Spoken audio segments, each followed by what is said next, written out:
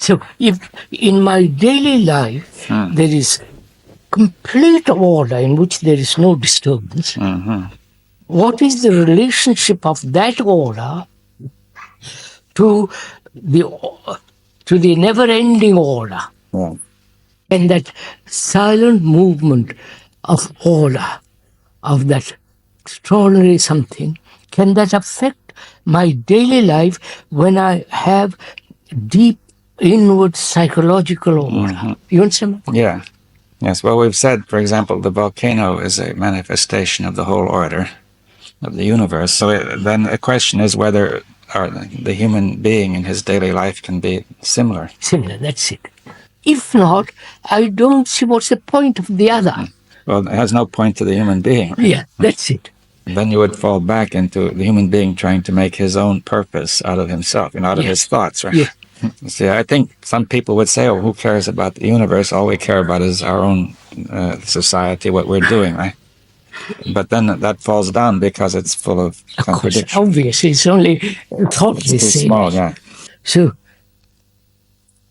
that universe, which is in total order, does affect my daily life.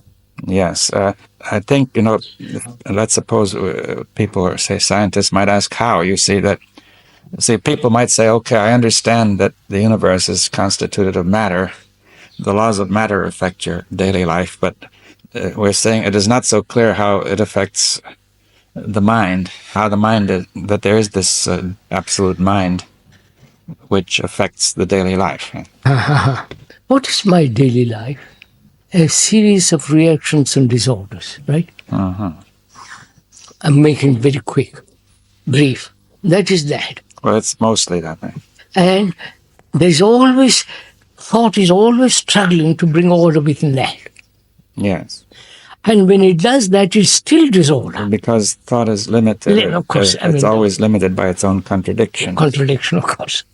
So thought is always creating disorder because it's itself limited.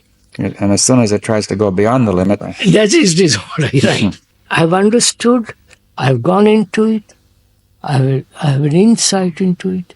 So I have a certain kind of order in my life. But that order is still limited. Yes. I recognize that. And as long as matter, living this existence, I say it's limited. Yes. Now, some people would accept that and say that, why should you have more? You see, I'm not having more. But I mean, let's see carefully. You see that some people would say, I would be happy if we could bring this limited order, saying we have so much disorder now. If we could live in the ordinary material life with real order. I said, let's do it. Let's do it, man. Of course, that must be done. Yes. But in the very doing of it, one has to realize it's limited. Yes. Yes, even the highest order you can produce is limited. Limited. Right. And the mind realizes its limitation and says, look, let's go beyond it. Yes, well, let's go. So why? You see, some people would say, why not be happy within those limits, continually extending them? I was saying we can discover new orders. Yes. The artist will discover new forms of art, the scientist, new kinds of science. See, some people... But it is always limited. Yes, well, we have to go slowly, you see, because I think some people would go this far and then say that's all that is possible, you see. Yes. And like the human condition, let's accept it. Do the best we can within it. They say we could do much better than we're doing. Yeah, yes. But it's still the human condition. Yes. Little reformed, little better. Well, some people would say enormously reformed, you see. Yes.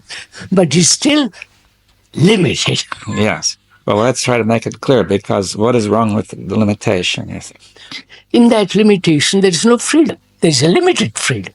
Yes. We say eventually we come to the boundary of our freedom, that something, let's try to put it clearly, something not known to us makes us react, and this will therefore inevitably fail, because through reaction we will fall back into contradiction. Yes, but when I see, sir, that I'm always moving within a certain area, and that area, then therefore I'm under the control of the forces. Forces and the limiting. Yeah. The mind inevitably rebels against that. The mind, that's an important point. We see that the mind wants freedom, right? Obviously. Yes, it says that's the highest value. Right? But so do we accept that as saying that's just a fact? Right? Yes. That is, I mean, a prisoner. I realize I'm a prisoner within this limitation. Yeah, some people get used to it and say, I accept the limitation. I'll do the best. I won't accept it. Right. My mind says there must be freedom from prison. I'm a prisoner, and the prison is very nice, but very cultured, very all the rest of it, but it's still limited, and it says there must be freedom beyond all this. Yes. Now, which mind says this? Is it the particular mind of the human being, or? Who says there must be freedom? Oh, that's very simple. The very pain, the very suffering, the very all that demands that go beyond. Yeah, so you're saying that this particular mind, even though it accepts limitation, finds it may cover up the pain. That's it. Therefore, this particular mind feels somehow that it's not right.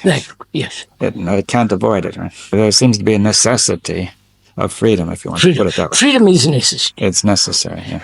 I mean, any hindrance to freedom is retrogression. Yeah. Right. And that necessity is not an external necessity due to reaction. No, freedom is not a reaction. Yeah, the necessity of freedom is not a reaction. No. So some people would say that having been in prison, you react against it. No. So where are we? She said that means there must be freedom from reaction, freedom from the limitation of thought, freedom from all the movement of time, all that. There must be complete freedom from all that before I really understand the empty mind and all that, and order of the universe, which is then the order of the mind.